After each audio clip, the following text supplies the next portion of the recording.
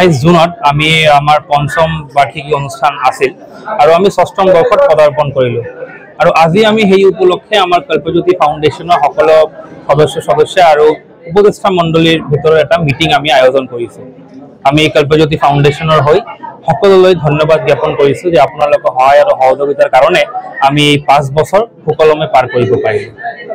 মূল এইটোৱে আমাৰ উদ্দেশ্য হয় যে আমাৰ যিটো যুৱ সমাজ দেশৰ ভৱিষ্যত, আমি যুৱক যুৱতীক লৈ পেলাই আমি সমাজৰ হকে সমাজৰ কাৰণে ভাল কাম কৰাৰ আমাৰ যিটো উদ্দেশ্য, যিটো ইচ্ছা, আমি এই ইচ্ছাটো প্ৰতিপন্ন কৰিবলৈ বিভিন্ন ইনিচিয়েটিভ হাতত লওঁ।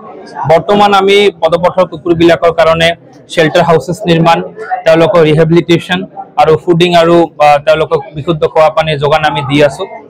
তাৰে লগত আমি আৰু বিভিন্ন ধৰণৰ আমি ইনিচিয়েটিভ আমি ল'ম বুলি আশা ৰাখিছোঁ। যেনেকৈ আমাৰ নতুন ছেশ্যন ষ্টাৰ্ট হৈছে, আমাৰ দুখীয়া ঘৰৰ ল'ৰা ছোৱালীৰ ভিতৰত কিতাপ বস্তু বিতৰণ আৰু এনেকুৱা বহুত সময়ে আমি ইনিচিয়েটিভ লৈ থাকোঁ। আৰু মেইন কথাটো হ'ল যে আমাৰ ইনিচিয়েটিভ যিবিলাক লোৱা হয় চব আমাৰ যুৱক যুৱতীয়ে মিলি স্কুল গোয়িং আৰু কলেজ গোয়িং ছাত্ৰ ছাত্ৰী ইনিচিয়েটিভবিলাক লয় আৰু সমাজত এটা ইতিবাচক প্ৰভাৱ পেলাই আছে বুলি আমি আশা ৰাখিছোঁ।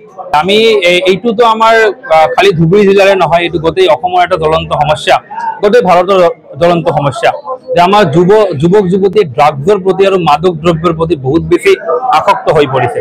এই আসক্তিটো নিৰ্মূল কৰিবৰ কাৰণে আমি বিভিন্ন সময়ত বিভিন্ন স্থানত আমি এৱাৰনেছ কেম্প পাতোঁ আৰু কেতিয়াবা যদি আমাৰ তাত কণ্টেক্ট আহে যে কোনোবাই যদি এডিক্টেড আছে, আমি তাক ৰিহেব চেণ্টাৰলৈ পঠাবলৈকে ব্যৱস্থা কৰালৈকে আমি চেষ্টা কৰোঁ যে এই ড্ৰাগৰ যিটো প্ৰবল গ্ৰাছ, যিটো আসক্তি, এই আসক্তিৰ পৰা তেওঁক ঘূৰাই আনিবলৈ আমি চেষ্টা কৰোঁ।